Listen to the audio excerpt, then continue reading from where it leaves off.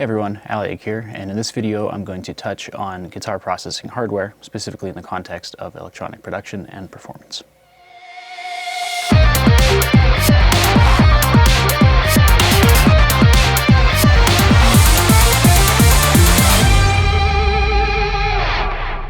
So there's an impressive number of guitar processors and amp simulators out on the market. The Headrest series, Axe Effects, Boss GT, the Line 6 Helix.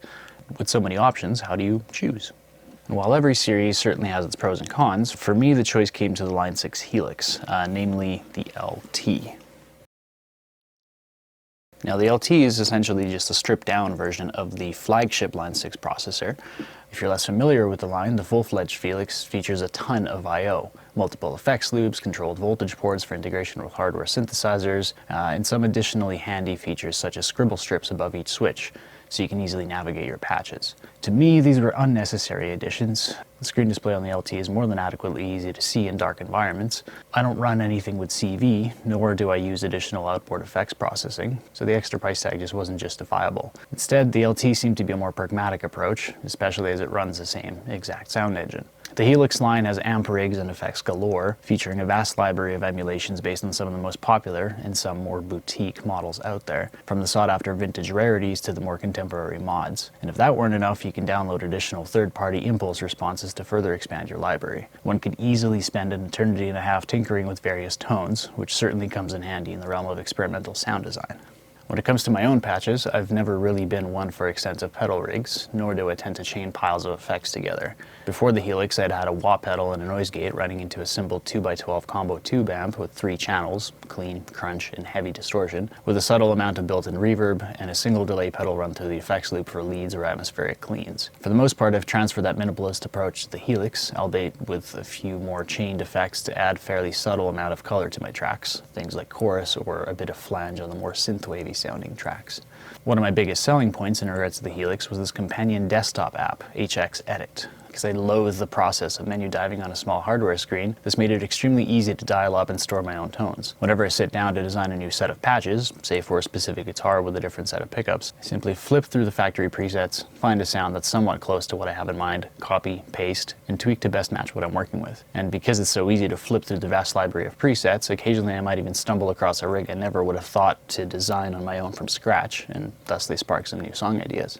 When it still had my tube amp, although I loved its tone, it certainly wasn't without its quirks. For one, it was heavy as hell, and by that I don't mean it was like, whoa bro, that's just like some face melting distortion. I mean, it did have that, but for the most part it was actually like physically heavy and kind of a pain to cart around. For two, it was really noisy inherently, so I had to kind of invest additional dollars in a noise gate for it. And the other thing too is, say if I accidentally bumped into the mic, and so I had to go and reset its position every time I sat down to record, or dealing with, other people's schedules, like if someone else was home at the time and I could only crank it up so loud, or like every time I turn it on I have to let it sort of cook for a little while before the tubes would warm up and all that stuff. And even then I still couldn't really run it at a reasonable volume to get all the maximum saturation out of it. In a live situation you'd have to mic it up. In turn you'd have to deal with a whole bunch of stage noise and worrying about all the aspects pertaining to that. And even though it had an emulated line output for recording purposes, I've never found those to sound very good in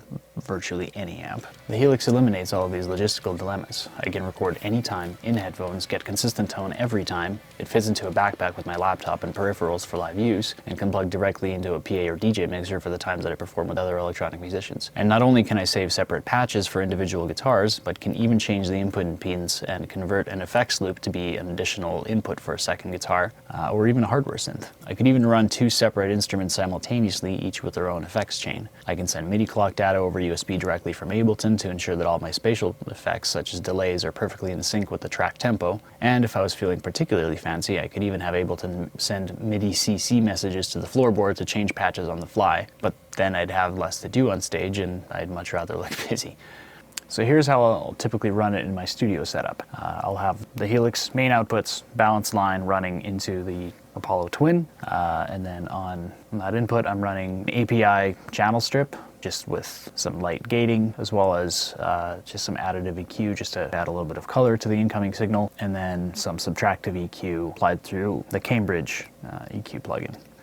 the most recent sound design session, I created 4 custom patches for my Schecter SLS Elite E1. Clean, dirty, hella angry, and for shreddy solo styles. Here's a quick breakdown.